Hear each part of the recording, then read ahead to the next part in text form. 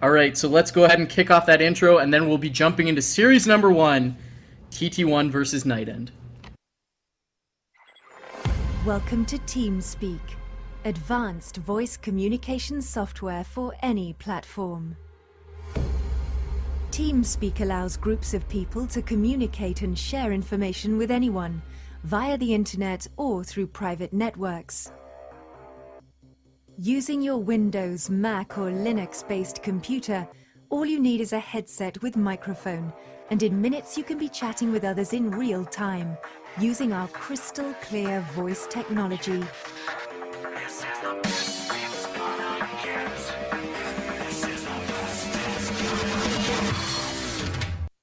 Okay, so here we are in semifinals number 1, game 1 between Prae.NightEnD and TT1 on the Fnatic team. We've got a good luck coming out of TT1. Spawning at 9 o'clock in the fashionable dark blue, we have FnaticTTOne, and spawning in the 3 o'clock position as the more aqua-based blue, we have Prae.NightEnD, and here we are on Metalopolis.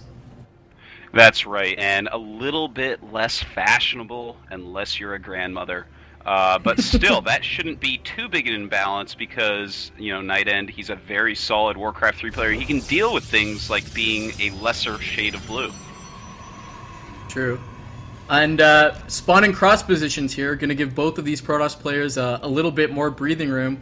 However, after we've seen the larger maps, especially in the GOM Team League, this does feel a little bit cramped, but Metalopolis, I mean, close by air, can end very quickly. Close by ground, definitely not going to see it advance past 2 bases. So if you're looking for a long game, this is definitely the best shot getting cross positions on Metalopolis.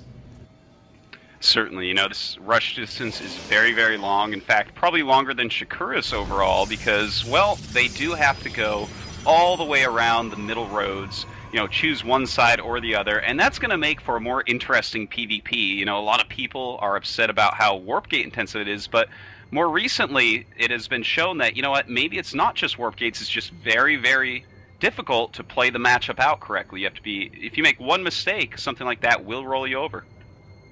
Right, and we've seen, especially lately, a lot of discussion in how do you stop a 4-gate? Is 4-gate kind of the dominant strategy in PvP? These cross positions going to delay it a little bit, but it's still certainly viable, especially with the warp gate technology. As you said, the proxy pylon and the warping up, just getting vision up that ramp and warping up. We'll have to see if either player going for that. Looks like NightEnD saving up his chrono boost just a little bit at 46 energy. Meanwhile, TT1 doing exactly the same. So both going to be getting warp gates very quickly, but I guess we stand to see how they're going to be following that up. 3 gateways or 4 gateways. Well, NightEnD already showing a few different choices, starting that Zealot up and also getting his second gas quicker than TT1, but, well, TT1 not far behind on his gas as well. This is kind of interesting, actually, because the one Zealot, even though it doesn't look like it's making a big difference, it actually will make... Oh, it's actually an offensive gas, never mind, by TT1. Right. So, an offensive gas, I like this. He's getting 2 gases and offensive gassing his opponent. So if NightEnD actually chooses to go for a very aggressive warp gate rush, then TT1 is going to have to be perfect with his sentries to actually stop that for having less units. Right, if I'm NightEnD and I see an offensive gas and scout my opponent getting 2 gases, like, that's just setting me down the on-ramp to 4-gate very quickly. I mean, I would be slamming out those 4 gates as quick as possible, but it looks like NightEnD not going to do that, going up to a slower 3 gates, and looks like he's probably not going to put it down the 4th, but we stand to see. Now making 2 probes and still working on that assimilator in his main base. We've got TT1 with a kind of offensive probe here, looking to put a pylon down, and the stalker of TT1 at the top of the map, looking around for any sort of proxies. And looks like NightEnD also looking for this probe, some sort of map hacks working there as they manage to dodge each other. Yeah, indeed it is. Of course, if there were map hacks, then he'd find that probe just as he does, and TT1's probe looks like it is going to be going down, so very nice moves there by NightEnD. Very important to get rid of that scouting probe. Just do not let it lay down a pylon anywhere near your base. But what strategies are we going to see from both these players? Because obviously, NightEnD getting a very later second gas, but both of them still on 3 gates. Oh my god, an expansion from NightEnD. Not exactly what I was expecting, but I do like this move, knowing that TT1 has already used extra minerals on getting all this gas. He should have the unit advantage right now. The interesting thing to me is that TT1 is hoarding a lot of gas. I mean, he's down at 100 minerals, pushing the 350 Vespian gas mark here, and he's got nothing to really dump that gas in unless he wants to do some sort of sentry-heavy push. Looks like NightEnd's 2 stalkers being pushed away by TT1's 3 stalkers. Let me bring up TT1's cam real quick and see. He's not aware of the 3 gateways, nor is he aware of the expansion, so a little bit blind here. And TT1 is going to be putting down a robotic, so really standard play there. If he does not scout this expansion up pretty quickly, he might be in some trouble.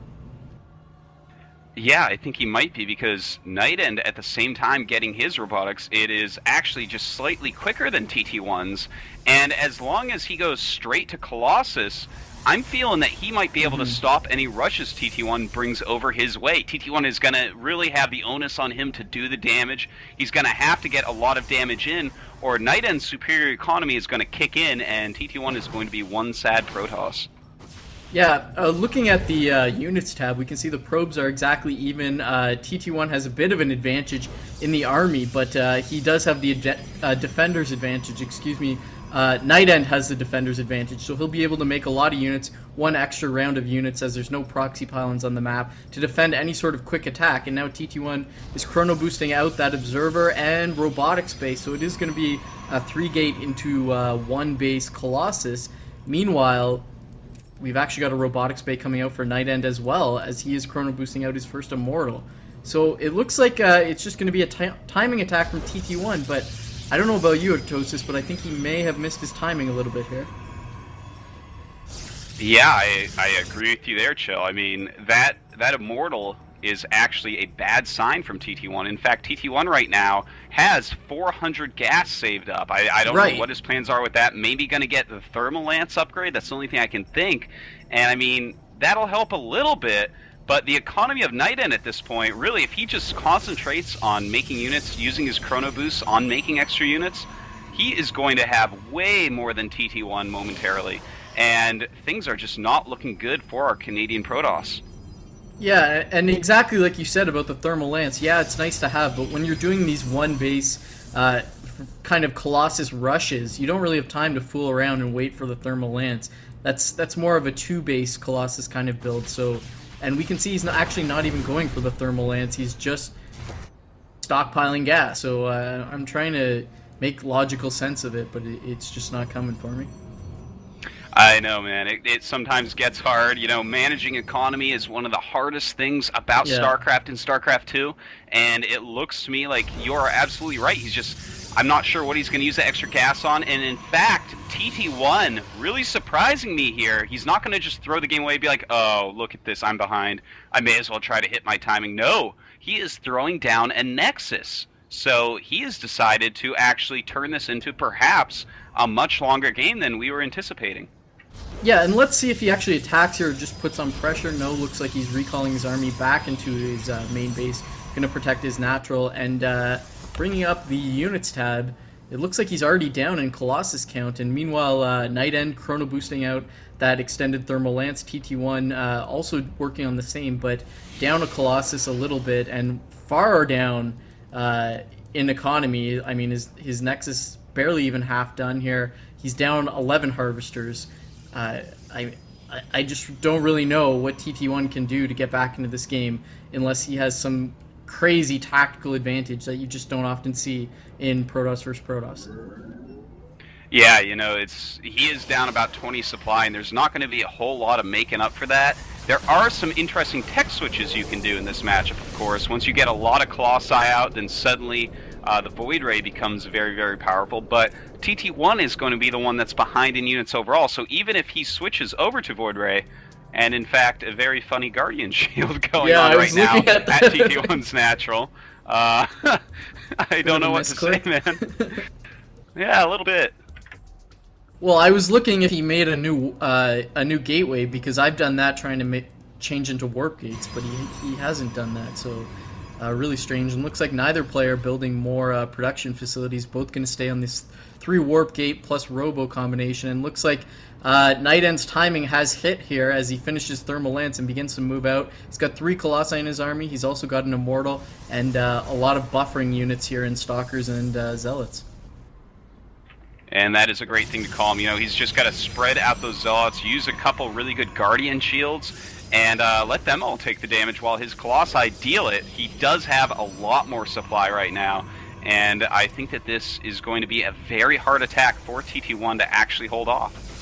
You know, I'm really surprised he's attacking here as opposed to just taking another base. But here we go, running in. We've got a nice spread by TT1. A lot of NightEnd's units taking a lot of damage, but he does have the superior army. A little bit of micro by NightEnd, pulling those Stalkers back, trying to just get away from the Colossus. Colossus spread for TT1, going to be able to do a lot of damage. But looks like NightEnd is breaking through, focusing with those Colossus, pulling them back, and now he can go to work on TT1's army, and he's got enough Stalkers that he can buffer the damage while dealing a huge amount of damage with the Colossus of his own. TT1 forced to pull probes, getting us around, and down goes the Colossus for TT1, and I think that with that, down goes his chances for winning game 1, and there's the GG. Very clear and decisive win for NightEnd there. He expanded more quickly. TT1 backed himself into a corner, giving up the economic lead, and he paid the price. You know, I absolutely love what we just saw out of NightEnd in this game. He just took that expansion, realized that anything TT1 did was going to be tech-heavy from there, and just responded brilliantly. You know, he just got right up to the robotics very quickly, and things went well, man. I'm very impressed with NightEnd's play. He has certainly improved a lot lately as a Protoss player. What do you think, Artosis, of his decision to try to force the issue and attacking when he was ahead there, 2 base versus 2 base? I would have preferred to see him kind of calm down and expand, but I guess it is kind of a stylistic choice, both viable. I'm just interested to hear your take on it. Well, you know, I always applaud someone who doesn't just attack into a situation. He looked at it, he said, you know what, I'm not going to break that. I'm going to expand instead. And, I mean, you may as well. Maybe he'll make a mistake later on, but TT1 knew he could not attack into NightEnd's natural and actually win the game, so chose not to do it. So even though he got outplayed there, outsmarted there, I totally applaud his decision to not just attack in and be like, all right, well, here we go, herpty derp.